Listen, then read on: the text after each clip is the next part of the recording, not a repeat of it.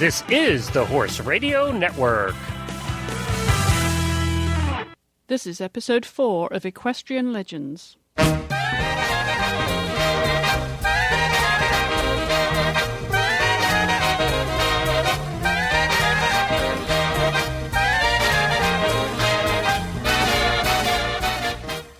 Hello, I'm Chris Stafford, and my guest this week is American show jumper and jockey, Kathy Kusner. Kathy Hallowell Kusner was born on March 21, 1940 in Gainesville, Florida. She excelled as an international show jumper, jockey, pilot, scuba diver, and marathon runner, and is the founder of Horses in the Hood. Kathy's show career began in 1989, and while only 21 years old, she was named American Horse Shows Association's Horsewoman of the Year before joining the United States Equestrian team in 1961.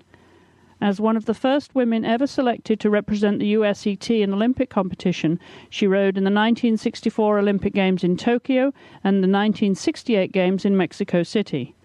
Kathy played an integral part in the USET's team silver medal victory in 1972 at Munich. She also won a team gold medal at the 1963 Pan American Games in Sao Paulo and a team silver medal at the 1967 Pan American Games in Winnipeg. Kathy was a two-time winner of the Leading International Rider Award at the National Horse Show, and in 1967 was crowned the Ladies' European Champion. In 1968, she became the first licensed woman jockey in the United States and led the way for women to ride races throughout the world. She was also the first woman to ride in the Maryland Hunt Cup, the world's toughest timber race. Kathy volunteers her time working with inner-city children in the Los Angeles area with her program Horses in the Hood, which introduces young people to horses. She is a skilled pilot with commercial, multi-engine, instrument and seaplane ratings and aerobatic skills. Kathy became the first woman to work as a Learjet pilot for Executive Jet Aviation, the largest jet charter company in the world. As an experienced scuba diver, she has traveled the world in underwater exploration. Kathy has won numerous track and field events and road races, including her division at the Colorado Pikes Peak Ultramarathon 3 times. She has also won her division in almost every 10,000-meter road race in the Los Angeles area. In 1990, Kathy was inducted into the Show Jumping Hall of Fame. In 2000, she was named one of the 50 most influential horsemen of the 20th century by the Chronicle of the Horse and the American Horse Shows Association. She was also inducted into the Virginia Horse Shows Association Hall of Fame. In 2005, she received the Pegasus Medal of Honor from the United States Equestrian Federation and was inducted into the World Sports Humanitarian Hall of Fame.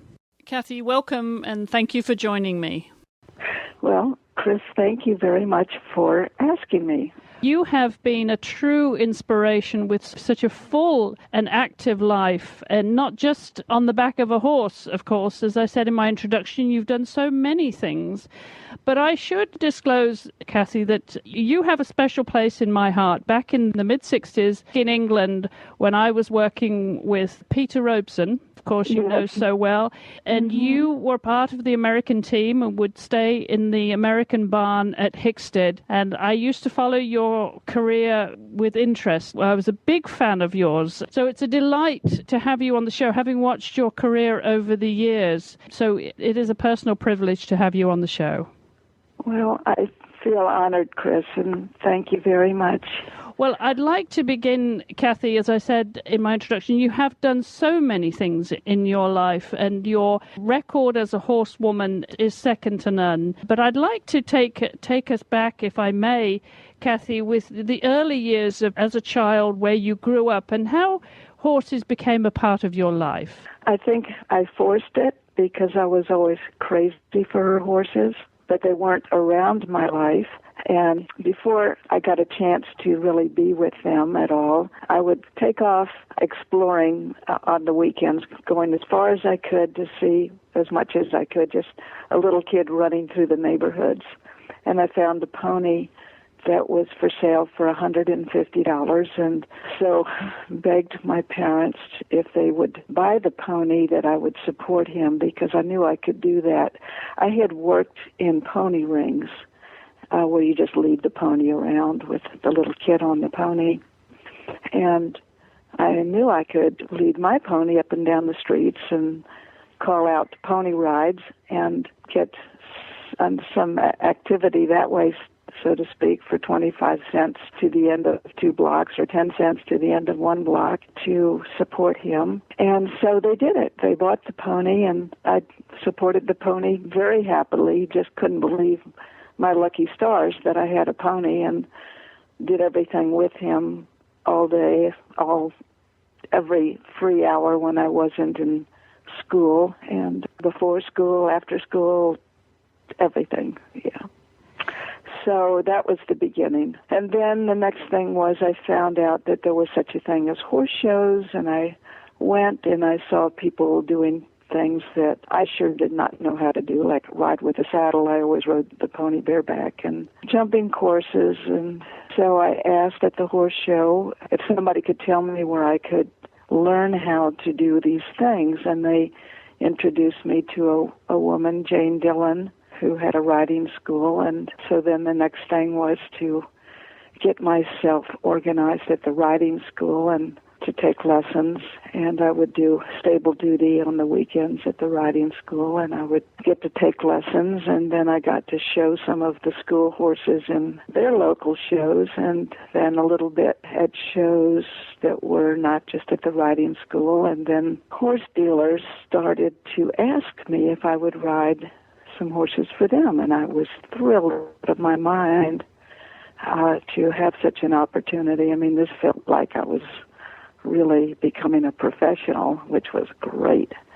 And so I rode for horse dealers, and as time went on, I got to ride for better horse dealers, and also private people and other stables started asking me to ride for them too. And again, this was the whole goal, was to get to ride better horses, become a better rider, so I would be asked to ride better horses. And one thing led to more. The next thing, as I got to ride better horses, I got to be a better rider, and I ended up riding for the best dealer in the country and riding a horse that was the best jumper in the country, a horse called Windsor Castle. And so this is a slow evolution in a sense, but that's how the evolution did go, basically. From that, I was invited to ride at the United States Equestrian Team Trials in 1958. I did that, and from that I was asked to train with the team in the winter of 59 and the winter of 60, and I did that.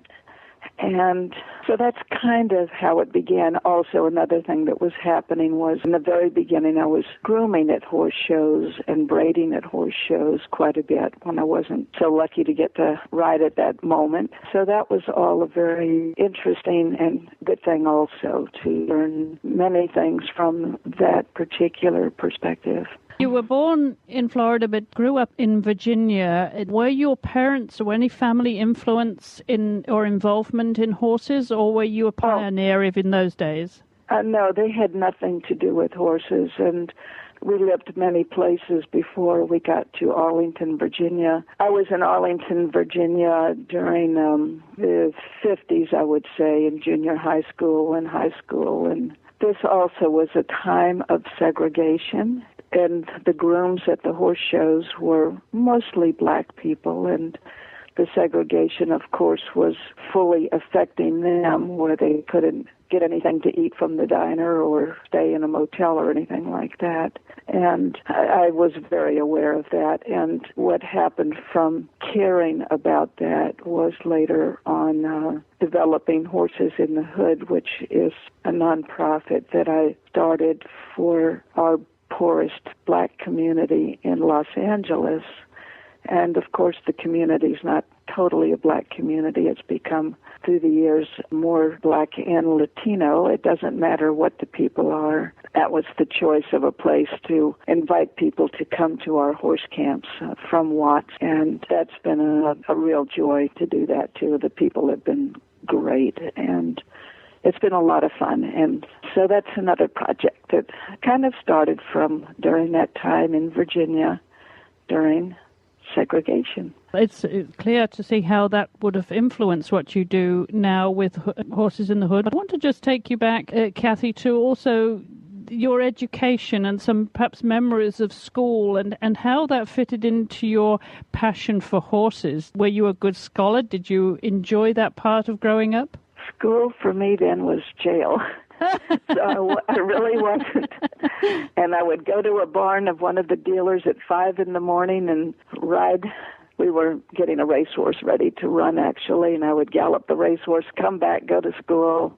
Then after school, back to the dealers. And when I got my pony, which was before that time, I did stuff with him before school, including riding him. And then as soon as I got free from jail, I was back with the pony. So school did not fit in. And at school also at that time was not interesting. I mean, I'm going to say that a lot of it was my fault because I was crazy for this other life, this horse activity life, and crazy for horses. But also, this again was a very, in my opinion, a very dull time to be going to school. They were totally segregated. They were kind of prim and proper in their way. And to go to school today would be so much more fun. I mean, it wouldn't even compare. I see what's going on. And since that time of really hating school, the last so many years, I've been going to community college some, and I just love doing that. Entirely different. So the main thing that I learned from school was they were segregated, and it was really dreary. So that's my school story. Well, it was obviously a very difficult time in that period. And do you, being a horse-mad young girl, wanting a lifestyle with horses, what was your family's reaction to that, Kathy? What they wanted was for me to at least have grades that were good enough to go to college, because they both were college educated and both were teachers, and my father was a calculus professor, and my mother taught Spanish and this and that, and she was a teacher, and they just wanted me to go to college so I would have choices in life, and absolutely made perfect sense. But I did not make grades good enough to go to college. I was failing lots of classes or barely passing a few classes, and it went from we hope that she can go to college to we hope she gets out of high school. And I did get out of high school by the skin of my teeth. And I love education. And I've, again, loved going to community college, and I've always read about things. That's what my reading is. Education to me is huge. But I think for me, going to school in the 50s in Arlington, Virginia was kind of the most dreary jail I could have been in. And I'm sure I brought a lot to that party in thinking that I was in dreary jail. But I knew where I wanted to be, and that was not there. On the back of a horse, obviously. So which of your teachers, Kathy, have most influenced your life? Gosh, no school teachers then. I've had wonderful teachers at community college, at Santa Monica Community College. But at that time, I would say one of the big influences was, especially once I got on the team, but even before I got on the team, knowing Billy Steinkraus a little bit and then getting to know him very well. He was a huge influence, and he knew about many things, was interested in many things, and on the trips in Europe would be going to the museums and to musical things and so forth, and I could tag along on some of his trips, and whenever I could, I just said yes, yes, yes, and I learned a lot of things from Billy, and also as a horseman rider, I learned many things from Billy. He was a huge influence. Also during that time, Nelson Pessoa, as a horseman and rider, he was the best rider, one of the best riders in the world at that time, a Brazilian rider that everybody knew well because there was nobody better. And I sure spent a lot of time around Nelson to try to learn whatever was possible from him as a rider especially. So Billy was learning not just as a rider, but learning more about everything. He just was so interested in that. interesting and interested with that broad brush, so to speak, and Nelson or Necco was just there was no better rider. So those were two people that were huge in my life. In those days, in the 60s, 50s, 60s, you were obviously very active as a show jumper, but also mounted a successful legal challenge to become the first licensed woman jockey in this country in 1968. What were your priorities in that time as a horsewoman, Kathy? Did you want to just try everything, or how did your life evolve as a horsewoman in that period? Well, first of all, I don't think of myself as a horsewoman. I think of myself as a horse person, because that's limiting to be a horsewoman. And of course, one of the limitations was that I couldn't get a jock's license, and they didn't license women. And I had been riding every race that I could ride that was an unrecognized race, because I could not ride where you needed a jock's license otherwise at the track, because they wouldn't license a woman. And so I'd ridden a lot of races, both flat races at little bush tracks and timber races at spring meets.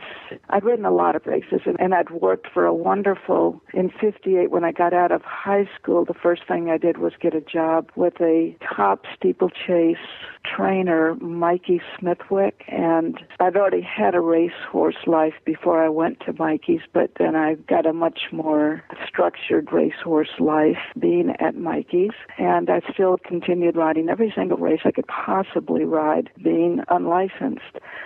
And then in 1964, the Civil Rights Act was passed, and this nice person, Dr. Joe Rogers, who I had been riding one of his timber horses for him in races that I could ride, he knew I wanted to ride races at the track, and he said, you'd have a real chance now to get a jock's license now that they've passed this 1964 Civil Rights Act.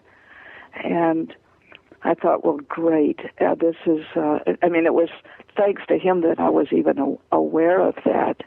And so I thought one of the girls, the racetrack girls, will challenge this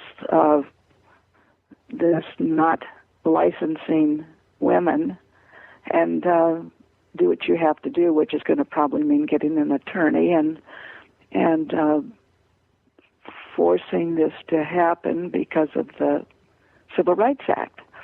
And but nobody did anything about it. And there was girls that were galloping and working horses on the backside in the morning at the track, and I knew them and knew they were absolutely good, and they also were light enough to ride races. And I thought one of them, they will do this. At the same time, I was on the team in 1964 was the first Olympic Games that I rode in Tokyo. So I was having this other life too, riding on the United States Equestrian team, which was a huge dream for me to do this, and I was doing it, and I was certainly thanking my lucky stars to be doing that. But then during the off season, I would be riding races, and races that were unrecognized. So I was thinking, if just one of these racetrack girls will do this, that would be great, and then I too could get a jock's license. Well, 64 goes by, 65 goes by, et cetera, et cetera. Now we're at 68, and we've come back from being at the Olympics in Mexico City, and I go to Saratoga. I would try to get to Saratoga for the race meet in August to get a job with a trainer, and I'd be galloping and breezing and working horses in the morning and working horses in company with jockeys like Angel Cordero, et cetera. And I was also schooling hurdle horses in the infield for Mikey Smithwick or different steeplechase trainers. And people would say from time to time, trainers, if you could ride in the afternoon, we would put you on something, meaning if you had a jock's license, they would name me on something that was running in the afternoon in a race. And so I would have, of course, loved that to death. But nobody had gotten a jockey's license, and now I'm 28 years old. So when I was driving back from Saratoga, I thought the only way to do this for me to have a chance to ride is for me to go on and do it, because it just isn't happening. And already I'm too old to get the apprentice allowance. At that time, they had this crazy rule that you weren't eligible for the apprentice allowance unless you were between 16 and 26. And no guy was going to have a career as a jockey without having the apprentice allowance to get mounts, which lets you ride horses at a lighter weight than what's assigned to that horse in the race. That's how you get your mounts when you're just an apprentice jockey. And to be a girl with no apprentice allowance, of course, I'm basically dead in the water. But I thought the only chance to ride races at all in some fashion on some level, which is going to be a pretty low level basically, is that I've just got to get a jockey's license. And when I got back driving from Saratoga to Maryland, I made contact with an attorney, and I said, this is what I want to do. And I don't have much money. I have $1,500 in my savings account, and you can have all of it. Start with, I know that for what attorneys earn, that'll just probably take me for a few days with you. That's the best I can do, and I want to do the best I can do. And she said, this will be a landmark case, and I'll do it for you for no money until we go to a court of law. So that was fantastically fortunate for me. It took 1 year, 3 hearings in front of the Maryland Racing Commission before we were able to go to a regular court of law. We had to exhaust all of the opportunities with the commission first. So we did that, and we went to a court of law, and it took about 30 seconds. And they said, you cannot deny this person a jock's license because she's a woman. And the gavel came down, and I had a jock's license. So anyway, that was the beginning of that. Now, luckily for me, in a sense, after I got the jock's license, I was showing on the fall circuit with the team, and a horse fell and I broke my leg. So it was going to be another 6 months before I could ride again. Well, when I say luckily for me, I was dreading all that would go with being one of the first, being the first having a license and being one of the first to start riding races. I really don't enjoy the press or any publicity. I just want to do what I'm interested in doing. And the only reason for me to get a jock's license was not to be the first girl to get a jock's license, but for me to be able to ride races on whatever level it was going to be. I loved that world also. I loved riding races, which I'd ridden quite a few of these unrecognized races, and loved that particular life also, along with loving my life with jumpers and being absolutely just couldn't believe, again, my lucky stars to be on the United States Equestrian team. So anyway, other girls started off being tortured by the press, and so I was thinking, you girls go. Thank you for taking that torture. And then eventually I put back together again and started riding races at the lowest half-mile tracks that ran at night, and I was thrilled. It was way fun. And then a little bit more and a little bit more, but because I'd never had the apprentice allowance, that was a huge handicap. The amount that I did get to ride, I was thrilled. I loved it to death. So that's that part of the story. Of course, you were immensely successful at being an Olympic show jumper and a jockey all at the same time. But Kathy, what would you have regarded then to be your greatest strengths and weaknesses?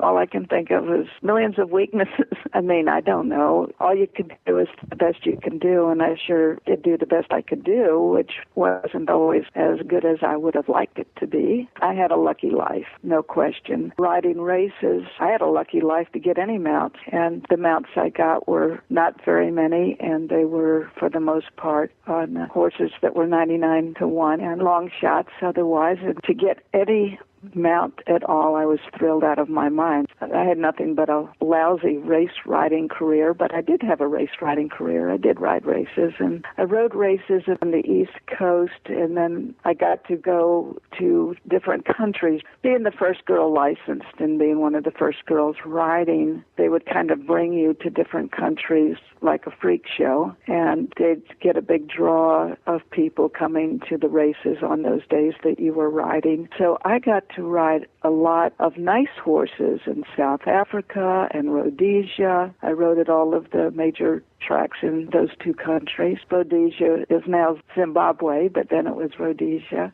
And I rode in Panama, and I rode in Peru and Chile and Mexico City, and I even rode one race in Germany and had a winner. And so I would say, for the most part, the best horses I did ride were on these trips where they would really give you decent horses to ride because they wanted it to all go well, because they were promoting their racing that day and promoting their racing anyway. And so that was a very fortunate thing to get to do, just because of being an early girl rider, so to speak. But otherwise, I was riding in Maryland and Pennsylvania and so forth, Delaware, mostly at the night tracks, but not totally. I had a couple of winters at Atlantic City and in Monmouth and Delaware Park, Laurel, and things like that. But I was mostly riding at Pocono Downs and Charlestown and Shenandoah Downs, the kind of half-mile tracks. I was glad to be riding anything, and a lot of the time I was covered in mud. When I'd pull up, I had just had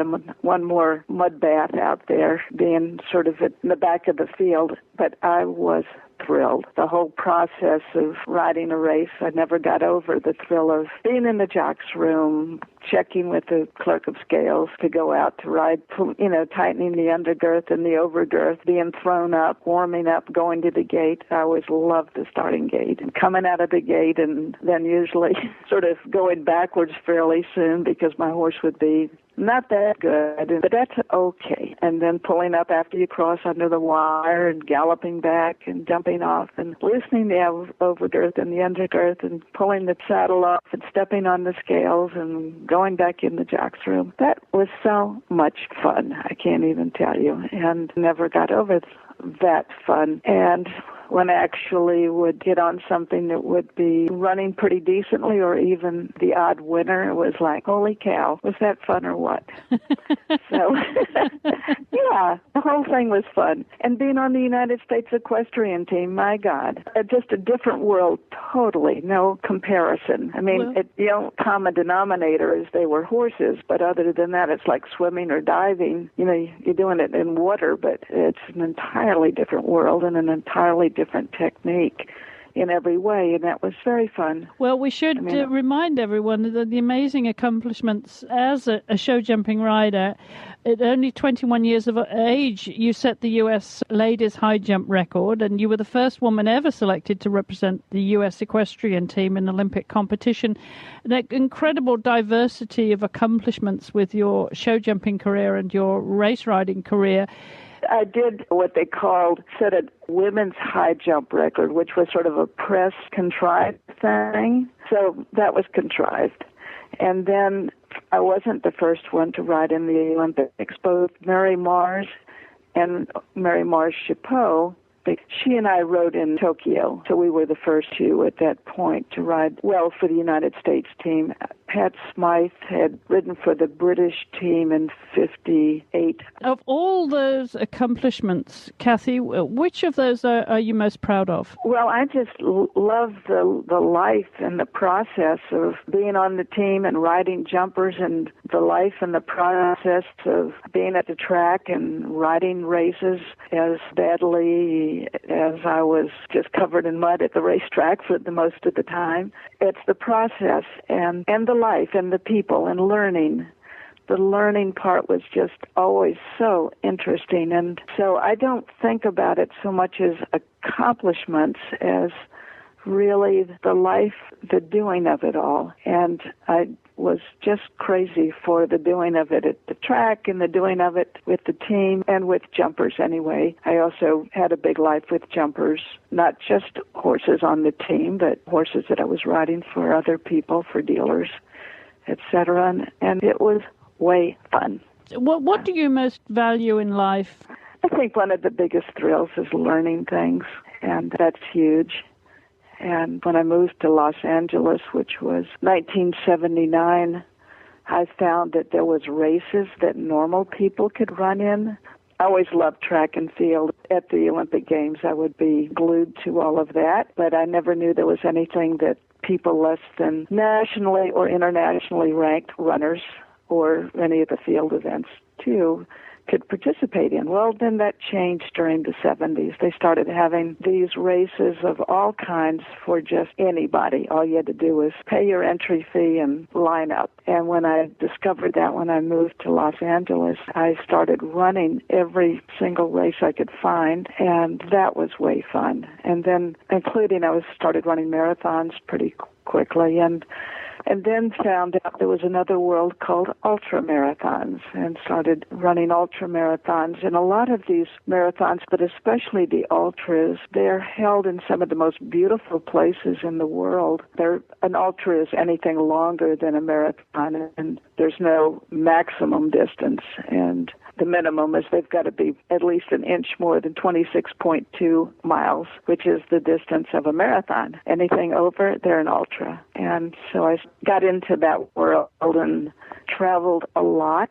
Doing this, I had a long-distance running boyfriend, and we went many, many places in the world running these things, and it was so much fun. And he loved learning also, and we would build a trip around an ultra somewhere and see everything and try to learn everything we could about that area, and whether it was South Africa or we did trips to China, Great Wall of China Marathon, and a marathon through Angkor Wat in Cambodia, and et cetera, et cetera. And that was and it still continues to be a great adventure and a great learning experience.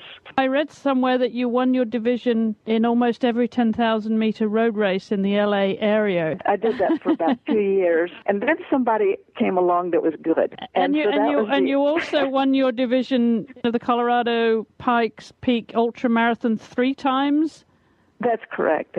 So there's more winning than... But there's more losing than winning. I am a very prolific runner. I run a lot of these creatures, so lots of losing, but it's all way fun. Most of our running is done in the mountains, our training. In fact, Tuesday morning I do about 14 miles in the Santa Monica Mountains always. And that kind of running is really fun because in doing that, I've sort of made a project out of learning the native plants and the native wildflowers and the native birds, and I'm pretty good with the plants and the wildflowers and a little bit less good with the birds, but that's very fun to be looking and trying to identify and remember what you're not identifying and look it up, and it gives you definitely stuff to do while you're running miles and miles and miles.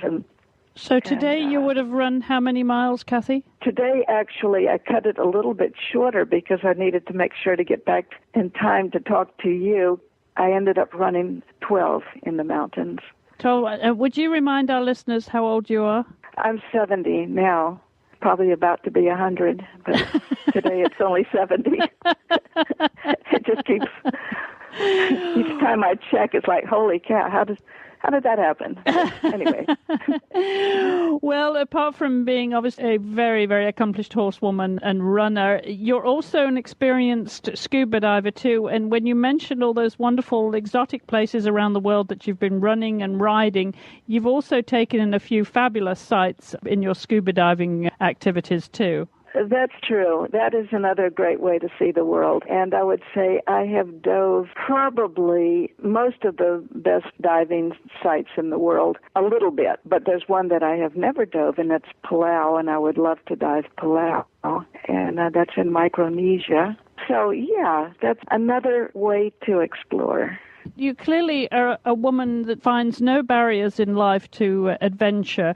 You're also a pilot. with the commercial multi-engine instrument and seaplane ratings and aerobatic skills. How do you find time for all these things, Kathy? And where did the flying career become inspired? How did that start? Well, it certainly was always something of interest, but I knew that there was no way that I could get a pilot's license because that's expensive. The one thing that I've never had much of other than just to pay my expenses in life is any extra money to do much of anything. And just to say this, luckily in my life, whatever I do with horses, it's been kind of a barter system where I've gotten to do many other things because of riding horses for people. And when at some point of, I want to say, how old would I have been? 18, 19, 20, something like that, 21, 22, somewhere, there was a person that became very quickly kind of one of the best riders in this country from being just a blacksmith, and his name was Benny O'Mara.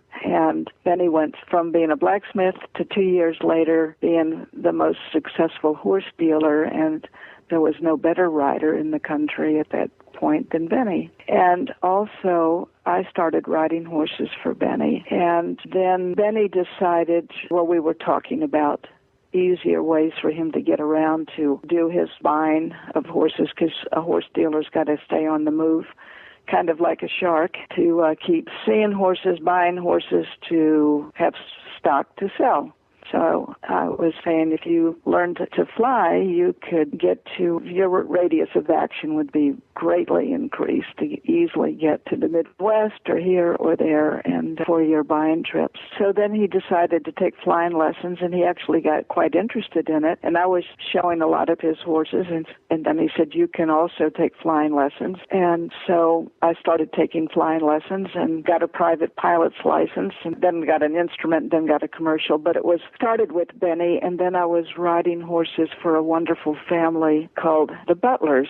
And Mr. Butler, at one point in his life, had a pilot's license. And so we made a barter system, again, arrangement where I could continue my flying and go on and get other ratings through he would sponsor that part of my existence since I was doing everything with his horses. I ran their life and showed them and so forth, and I got to fly all that I wanted, and I kept just getting every rating that I could find, which was every rating with sailplanes and commercial sailplanes and seaplanes, and so then the next thing that happened, I was at the Olympics in Munich, and the person that was the president of the Washington Horse Show at that point wanted me to do some special classes at Washington that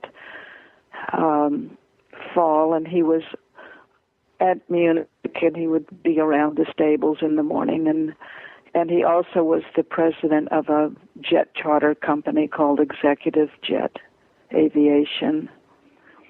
So I was saying I didn't think I was going to Washington that fall because I had enough. I didn't have to do that show, and I was going to have to do a whole bunch more some more right after that. And he said, well, we ended up making a barter system deal. The barter system deal was if I did Washington, his horse show, and his special classes, then he would allow me to then go to Executive Jet's base in Columbus, Ohio after the horse show season finished, and I could get a type rating in a Learjet. Wow, that's huge. And I said, yes, I would jump at that. And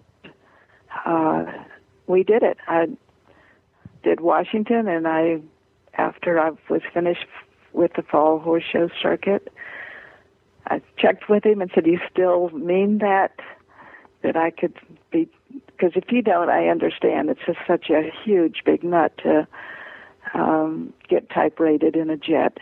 And he said, no, I mean it. And I went out and I got type rated in the Lear. And then I came back, and then I got a phone call from his vice president in charge of operations, who was Paul Tibbett. Paul Tibbett was actually the pilot that flew the Enola Gay that dropped the bomb on Hiroshima. And he was, again, he was very important at this point in time at Executive Jet. And he said that they were offering me a job to fly for Executive Jet. Now, was that because I was a better pilot than other people that had been putting in their application? No. But what they needed was, they needed a female pilot, just because this was a time that equal opportunity was very important. And this was in 1973. And so I represented that. And so by that point in time, I knew what a line pilot's life was, and I knew I'd been very curious about that and had learned about it when I was in Columbus, Ohio, getting type rated, and I'd learned that I probably wouldn't like that as my life, but it sure was interesting to at least find out about it. So I told him that I didn't think that this is something I would like to do as my life's work. And then he said, well, what if you came and flew for us for the summer, and then we could revisit this after that? And I said, well, I would love to do that, knowing that they knew full well that probably at the end of the summer I would be going back to my other life.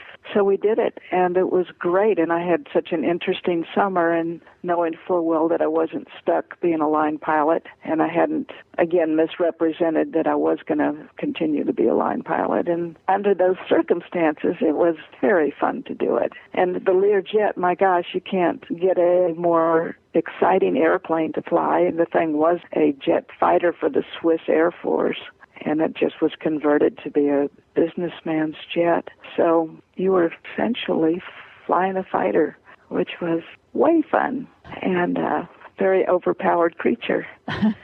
So a lot of horsepower there, Kathy. Being such an achiever and an adventurer, does anything intimidate you at all?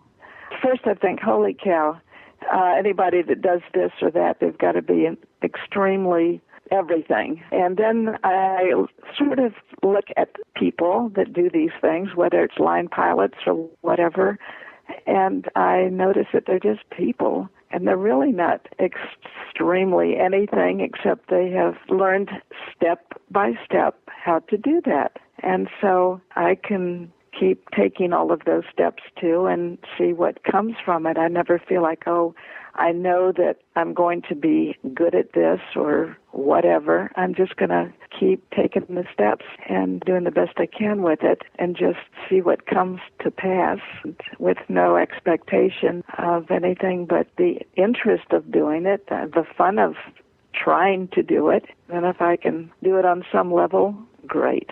If it was going to be that I couldn't do it on some level, still very interesting to just learn a little bit about it or learn a lot about it. Like when I first came to Los Angeles, I was going to acting school. Now, I knew full well that I was not going to be able to be an actor, and I knew full well that I cannot act. But I thought, what fun to go to class, because then that's all unfolding, how the basics of how do you do this thing. And that's what was happening in class, all of the things that you do in acting school, and which is everything. It's learning how to do a cold reading as if you were auditioning for something. They handed you a script and you have a couple minutes to look it over, and then with your eyes sort of down on the script, but then up again, relating to who's ever have given you the cold reading to really try to bring that character to life and do it, or to do a scene, or you had to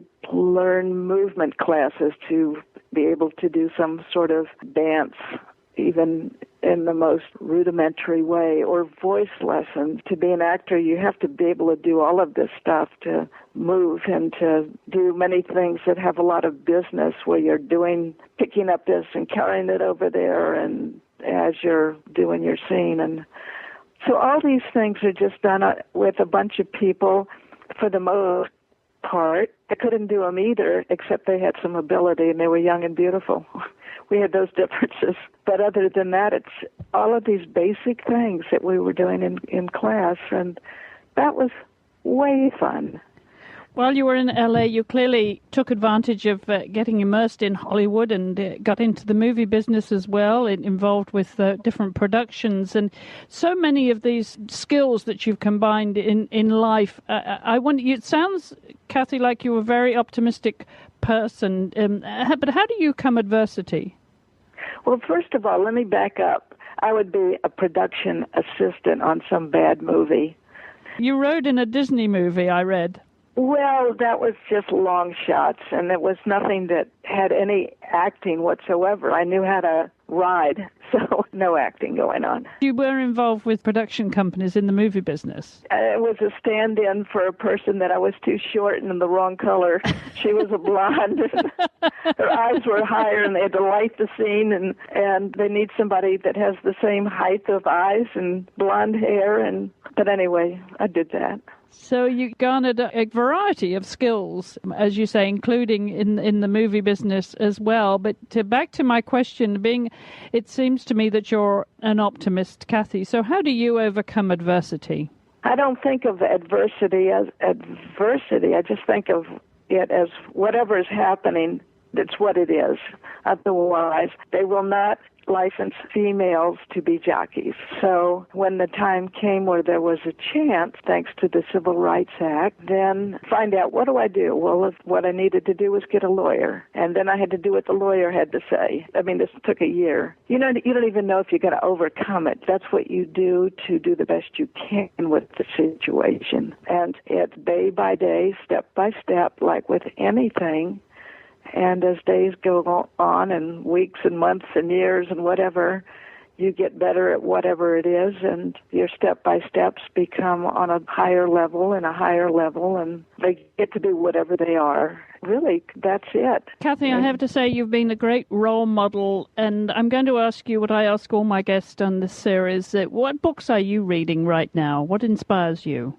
I should be reading more and better. I'm reading a book by Warren Buffett's son, and Warren Buffett is such an interesting person to me because what he did, well, he's just the best and the brightest, so to speak, in doing what he did, which was earn a tremendous amount of money, which is not an interest of mine, earning the tremendous amount of money, but it's the way he's conducted his life. He hasn't changed it at all. He lives in the same house, drives the same car. His father gave each child $100,000, and that was it. And Warren Buffett has not given them anything. They haven't have had the chance to make a life for themselves and really have a life, and they've done that. And so to just drown them in money, so to speak, that kind of takes away the chance of creating your own life with a lot of people. I wouldn't say, I don't know that it has with all by any means, but the Buffett children, they have created their own lives, and the son is saying that he wouldn't have wanted it any other way. And when I see Warren Buffett interviewed by Charlie Rose on television, it's so very interesting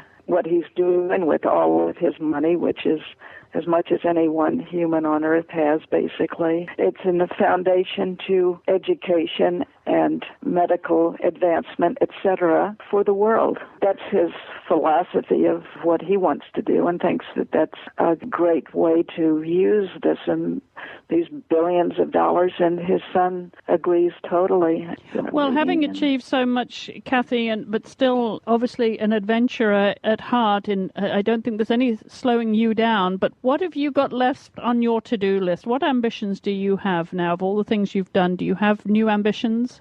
Well, just to go to more places and do things. There's Istanbul Marathon that I sure would like to do, and I think myself and maybe a few friends might go next year to that. I've never been to Istanbul or Constantinople as it used to be, and there's all of this wonderful architecture and art. And then there's also, in the marathon, you run from either Europe to Asia or Asia to Europe. I'm not sure which side is which. But anyway, the Bosporus River separates Europe from Asia, and there's a bridge that goes over it. And in the marathon, you go over the bridge from one to the other and then eventually come back over a bridge again to the other side. And all of that just sounds very interesting, and to learn a little bit about that area and to see that wonderful architecture and to see the art. That's a goal, to go and to do that, and until I fall over dead, there'll just be more of those kind of things. I'm sure there will. I'm sure there will. You will always find inspiration, just as you have inspired so many people, Kathy. And what a wonderful role model you are. And I'm going to ask you now, as we come to the end of this, and it's been an absolute joy, I have to say, Kathy, to hear you recall your stories. But at the end of the day, what really matters most to you? Going through the day, you're trying not to goof up, at least not goof up too badly with anything. You're doing the best you can, and I try to have my existence so that there's plenty of time to be doing things and learning things. Otherwise, I'm not interested in earning money other than just to support myself. So I'm interested in supporting myself, but then to keep a life that has plenty of flexibility in it and time to keep learning things and doing things. Well, we want to wish you continued good health and activity for a very long life, Kathy. It's been a joy to talk to you, and want to thank you so much for being our guest. Well, Chris, you've been very nice and very nice. You've been a good interviewer, and I appreciate that. And you ask very nice questions, and I like that very much. So thank you. I will be back in 2 weeks' time with another episode of Equestrian Legends. So until then, thank you all for listening.